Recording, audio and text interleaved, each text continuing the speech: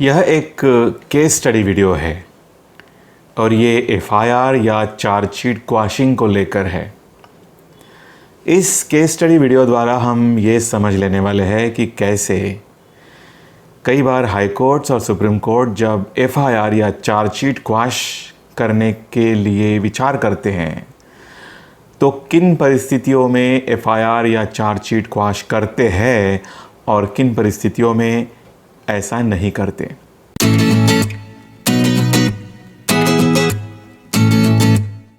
तो 2020 में ही जो एक महत्वपूर्ण केस रिपोर्ट हुई है सुप्रीम कोर्ट केसेस इस जर्नल में, Arun Singh versus state of Uttar Pradesh, इस केस को लेकर हम आज इस बात को समझ लेने वाले हैं। तो सबसे पहले हम समझेंगे कि घटना क्या थी, फिर हम समझेंगे कि उसमें कानून कौन सा इन्वॉल्व था, और फिर हम समझेंगे कि कैसे सुप्रीम कोर्ट ने बारीक एनालिसिस कर एक पर्टिकुलर सेक्शन को क्वाश किया और दूसरे सेक्शन को क्वाश नहीं किया। तो स्वागत है आपका एक और नए वीडियो में। So let's start. तो हुआ ऐसा कि ज्योति नाम की एक यंग लड़की थी। 2014 में उसके पिता ने पुलिस स्टेशन इज्जत नगर, डिस्ट्रिक्ट बरेली, वहाँ एक एफआईआर लॉन्च किया।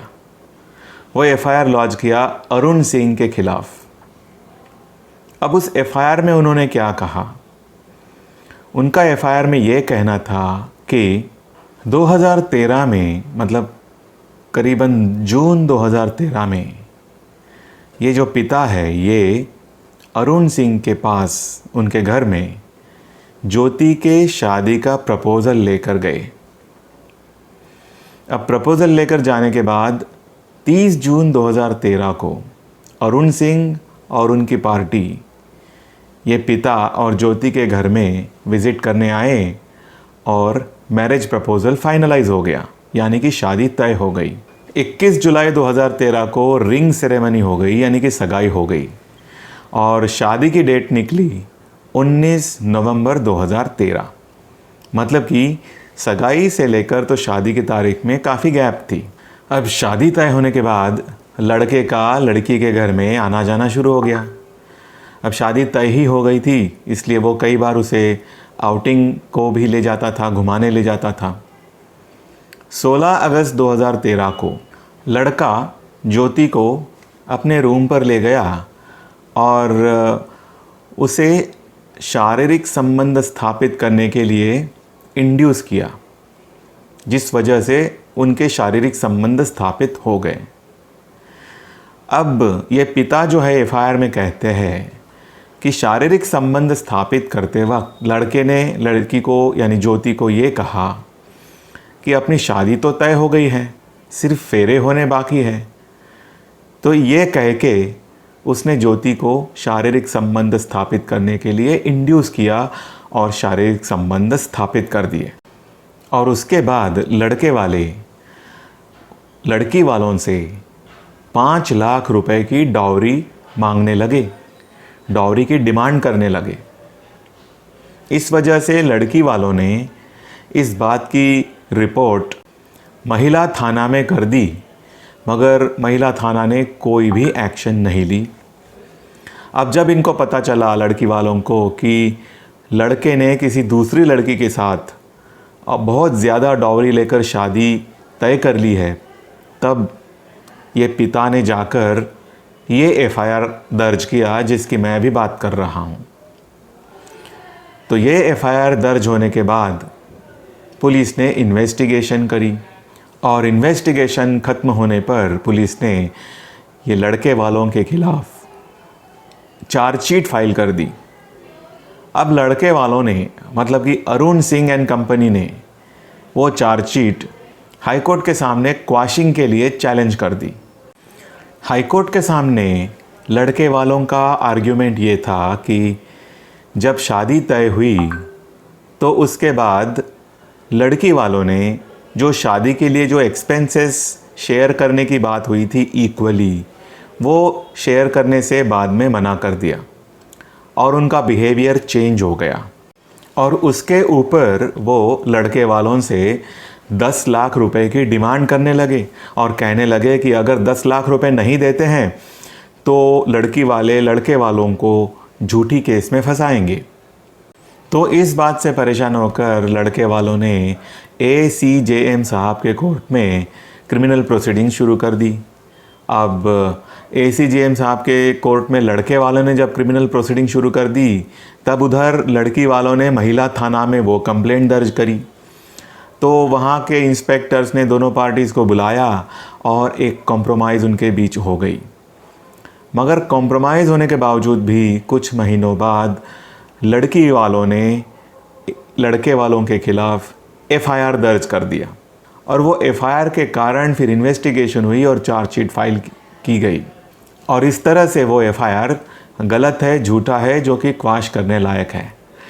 ऐसी केस लड़के वालों ने हाई कोर्ट के सामने रखी FIR और चार्जशीट क्वाश करने के लिए, मगर हाई कोर्ट ने लड़के वालों की केस डिसमिस कर दी और FIR और चार्जशीट क्वाश करने से मना कर दिया।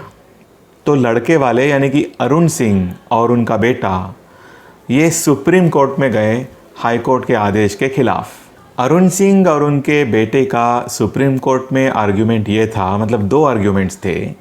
पहला आर्ग्यूमेंट ये था कि जब एक बार कॉम्प्रोमाइज़ मैटर में हो गया था तो ये जो FIR दायर किया हुआ है ये FIR टिक नहीं सकता, इसको क्वाश करना ज़रूरी है कॉम्प्रोमाइज़ के बेसिस पर। दूसरा आर्ग्यूमेंट ये था कि अगर FIR को पढ़ें तो वो पढ़ने के बाद जो सेक्शंस उन पर लगे, मतलब कि section 493 of Indian penal code और section 3 and 4 of dowry prohibition act, ये तीनों सेक्शंस में जो व्याख्याएं दी है अपराध की, वो व्याख्याओं की परिपूर्ति FIR में दिया हुआ वर्णन नहीं करता। इसलिए भी FIR और चार्जशीट क्वाश होना ज़रूरी है। इस प्रकार के 2 आर्ग्यूमेंट्स उन्होंने सुप्रीम कोर्ट के सामने किए।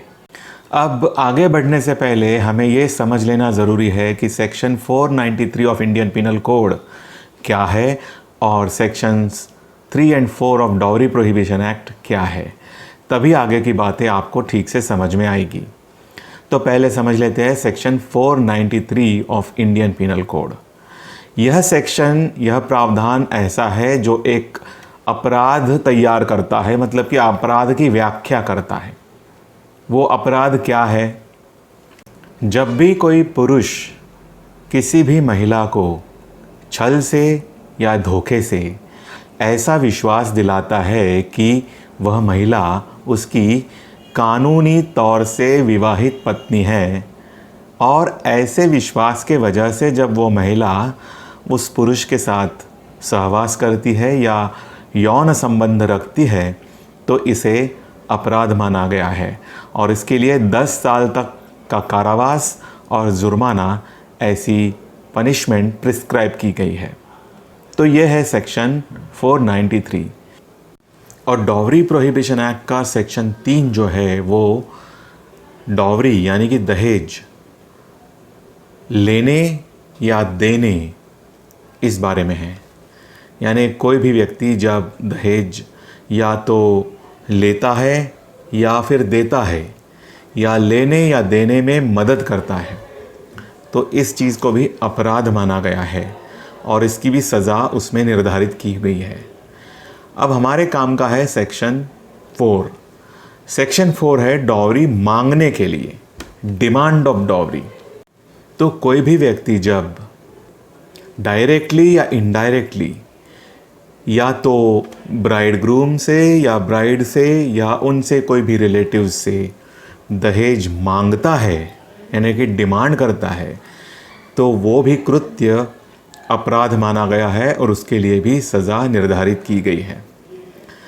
तो section 493 of Indian penal code और section 4 of dowry prohibition act समझने के बाद अब हम आगे बढ़ते हैं। अब सुप्रीम कोर्ट के सामने 2 मुद्दे थे। कॉम्प्रोमाइज़ के आधार पर FIR या चार्जशीट क्वाश करो, और दूसरा मुद्दा था कि FIR में दिया हुआ वर्णन पढ़े तो ऑफेंस बनता ही नहीं। कॉम्प्रोमाइज़ के मुद्दे पर सुप्रीम कोर्ट ने FIR क्वाश करने से मना कर दिया।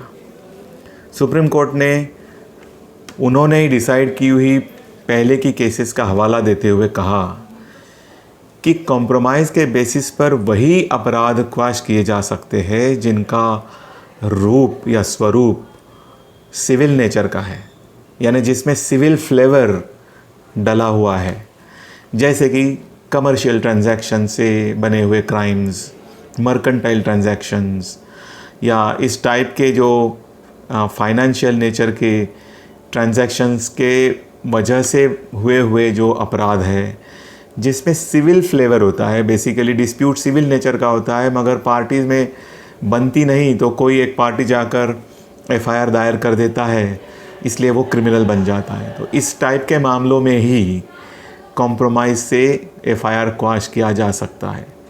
मगर सीरियस मामले, ऐसे मामले जहां सोसाइटी के ख़िलाफ़ क्राइम है ऐसा माना जाएगा, जैसे कि murder, dacoity, rape, offences against women, तो इस प्रकार के जो मामले हैं इसमें भले ही पार्टीज़ ने कॉम्प्रोमाइज़ कर लिया हो, मगर फिर भी हाई कोर्ट्स ने कॉम्प्रोमाइज़ के बेसिस पर इस प्रकार के ऑफेंसेस क्वैश नहीं करने चाहिए।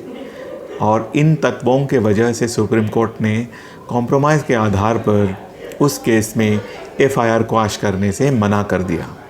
अब जब दूसरे मुद्दे पर सुप्रीम कोर्ट ने विचार किया कि क्या एफआईआर में किया हुआ वर्णन कानून की प्रावधानों में दी हुई व्याख्याओं का, यानी कि सेक्शन 493 ऑफ आईपीसी और सेक्शन 4 ऑफ डाउरी एक्ट की परिपूर्ति करता है, तो इस पर जब बारीकी से देखा गया तो सुप्रीम कोर्ट ने पाया कि एफआईआर में दिया हुआ वर्णन ये section 493 of Indian penal code में दी हुई व्याख्या की परिपूर्ति नहीं करता।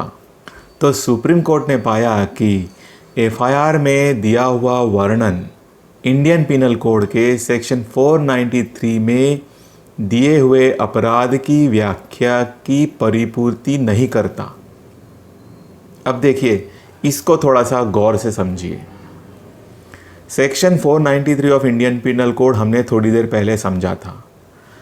उस अपराध का जो क्रक्स है, जो गाभा है, वह यह है कि जब भी कोई पुरुष किसी महिला को धोखे से या छल से ऐसा बिलीव करवाता है, ऐसा विश्वास दिलाता है कि वो महिला वो पुरुष की कानूनी तौर से शादी की हुई पत्नी है और उस आधार पर उसके साथ यौन संबंध बनाता है, तो वो अपराध होगा।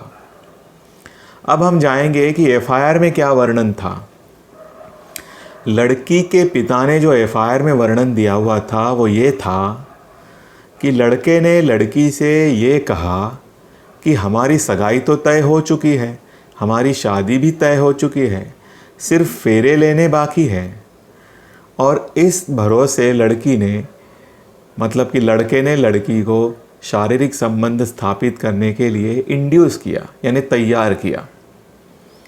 अब ये वर्णन में ऐसा कहीं भी आरोप नहीं था कि लड़के ने लड़की को ऐसा विश्वास दिलाया कि वो उसकी कानूनन तौर पर पत्नी बन गई है और इसलिए वो उसके साथ यौन संबंध स्थापित करे। ऐसी कोई बात ही नहीं थी, ऐसा आरोप ही नहीं था। अगर ऐसा आरोप होता था तो बात अलग थी। मतलब ये कि कानून में वो अपराध की जो व्याख्या दी है, उस व्याख्या में फिट होने वाला वर्णन ही एफआईआर में नहीं था, तो एफआईआर में ऑफेंस बन ही नहीं रहा था। एफआईआर में ही जब ऑफेंस बन नहीं रहा है तो उसमें इन्वेस्टिगेशन कैसा, उसमें आगे की कार्रवाई कैसी, वो तो क्वैश होने लायक ही है। इसलिए सुप्रीम कोर्ट ने सेक्शन 493 का जो ऑफेंस था उस चार्जशीट में उसको क्वैश कर दिया। अब बात आई डॉवरी प्रोहिबिशन एक्ट के सेक्शन 4 की। तो सुप्रीम कोर्ट ने पाया कि एफआईआर में ये स्पष्ट आरोप था कि लड़के वालों ने लड़की वालों से डॉवरी की डिमांड की थी, दहेज की डिमांड की थी, और दहेज की डिमांड करना ये डॉवरी प्रोहिबिशन एक्ट में स्पष्ट रूप से अपराध माना गया है। इसलिए दहेज की डिमांड के बारे में एफआईआर में जो वर्णन था वो अपराध में जो व्याख्या दी है section 4 of dowry prohibition act उसमें फिट बैठती है, वो आरोप बनता है। भले ही वो बाद में साबित होगा नहीं होगा वो एक अलग बात है, मगर आज प्राइमा फेसी वो ऑफेंस एफआईआर में दिए हुए वर्णन के भरोसे बनता है, इसलिए सेक्शन 4 का एफआईआर क्वाश नहीं हो सकता। इस तरह से सुप्रीम कोर्ट ने section 493 of Indian penal code का एफआईआर क्वाश किया, मगर डाउरी प्रोहिबिशन एक्ट सेक्शन 4 का एफआईआर क्वाश करने से मना कर दिया।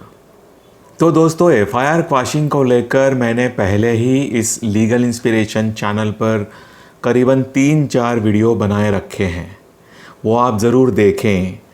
उनमें से काफ़ी कुछ आपको कल्पना आएगी, स्पष्ट हो जाएगी कि एफआईआर कब क्वाश हो सकता है और कब नहीं।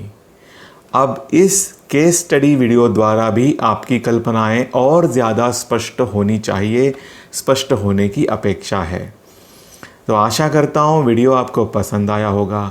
पसंद आया होगा तो ज़रूर लाइक कीजिए, और अगर आपका मन है तो ज़रूर चैनल को सब्सक्राइब कीजिए। इसी तरह आपकी कल्पनाएं स्पष्ट करने वाली वीडियोज़ मैं लाते रहता हूँ और आप उनका ज़रूर लाभ लीजिए।